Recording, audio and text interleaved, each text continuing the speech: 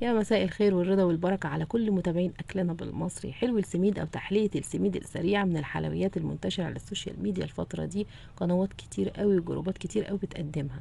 النهاردة أنا قدمتها لكم بأفضل طريقة. وهل هي فعلا تستاهل الضجة دي وتستاهل ان احنا نعملها، ولا ما تستاهلش ان احنا نعملها اصلا ونكلف التكلفة دي؟ هنشوف مع بعض ونسمي الله ونصلي على الرسول. ونبدأ الاول بنص كوباية سمنة، نحطها في الطاسة وتسخن كده بسيط. ننزل بكوبايتين دقيق سميد اللي هو دقيق البسبوسة. تقدري تستخدمي النوع اللي هو الناعم او الوسط او الخشن كمان. هو الخشن مش منتشر عندنا في مصر، بس لو موجود عندك استخدميه ولا يهمك. المهم هنقلب على نار هادية وتقليب باستمرار، لان النار لو عالية وانتي ما قلبتيش باستمرار الدقيق هيتلسع بسرعة من تحت. الطريقة دي على فكرة بيحطوا لها مقدار سمنة اكتر من كده، بس انا ما حسيتش ان هي تستاهل مقدار السمنة الكتير ده.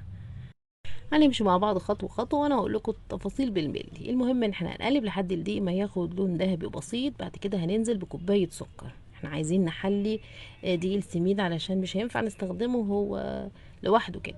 فمقدار السكر المفروض ان هو يبقى كوباية ونص على كوبايتين دقيق السميد. بس انا طبعا بعد تجارب هقول لكم بقى المفيد من الاخر. انا حطيت كوباية واحدة وقلبت السكر كده تكرمل كرمله بسيطه، والدقيق بقى حلو على الاخر واخد لون ذهبي مظبوط. هنبتدي بقى نطعم الدقيق بمعلقتين جوز هند ناعم او 3 او 4. حطي جوز هند زي ما انت عايزه. بعد كده هنحط كيس فانيليا. الوصفه الاصليه فيها جوز الهند اختياري وما فيهاش فانيليا اصلا. تمام. خلاص كده الدقيق معايا تمام. هننزل بكوبايتين ونص ميه سخنه. ليه بقى؟ احنا عايزين الدقيق يستوي. فاحنا حمرناه ادينا له تحميره كده تمام. وتقدري على فكره توصليه للون الذهبي ده، او ممكن تخليه افتح شويه، بس هو كده واخد لون ذهبي معايا مظبوط يعني. فدي كميه الميه كلها، انا ما زودتش ميه خالص. دي باقي الكوبايتين ونص.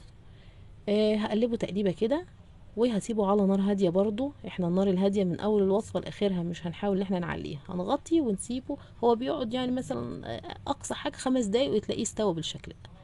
فانا سيبته 5 دقايق استوى، والدقيق شرب السوائل كلها وبقى بالحجم ده. هنعمل ايه بقى؟ المفروض ان احنا كنا حطينا كوبايه ونص سكر.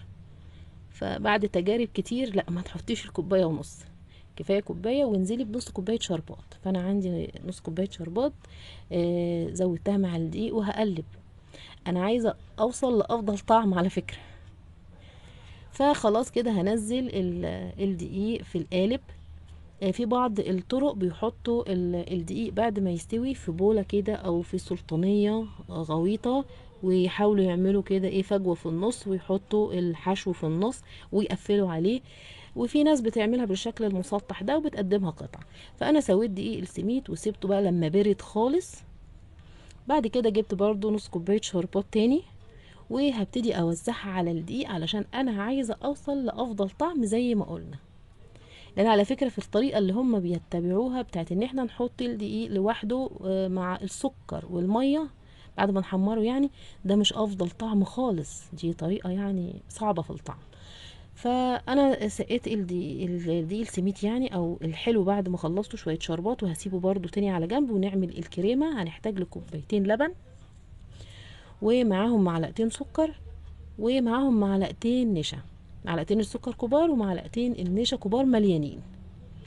المقدار معايا هيعملي طبقة كريمة كده او طبقة مهلبية مش عالية قوي، بس هتبقى برضو خفيفة يعني، مش هتبقى متماسكة قوي لدرجة ان هي تبقى صلبة قوي، لا هتبقى يعني تماسك كده بسيط، واحنا مش عايزينها متماسكة قوي بزيادة. هنقلب كده على البارد ونرفع المهلبية على النار، وتقليب باستمرار برضو على نار متوسطة لحد المهلبية ما تتماسك معانا. طبقة الكريمة دي زي ما قلنا في بعض الطرق بتتحط حشو في النص، ونقفل عليها وتقلبي البولة كده، فبيبقى عندك شكل كده زي هرم شوية او شكل بولة كده مدور. فبتبتدي تقطعيها كده. فدي السميد بيبقى من على الحرف والحشو في النص. او تعمليها بالطريقة اللي هي في القالب ونصب الكريمة على الوش. اختاري اللي يعجبك، بس زي ما قلنا احنا هنقول مع بعض الطعم فعلا يستاهل ولا لا. انا عملت المهلبية وحطيتها على الوش ووزعتها بالشكل ده. هي عشان طرية كده وسخنة فتوزعت لوحدها من غير انا ما اسويها بالمعلقة.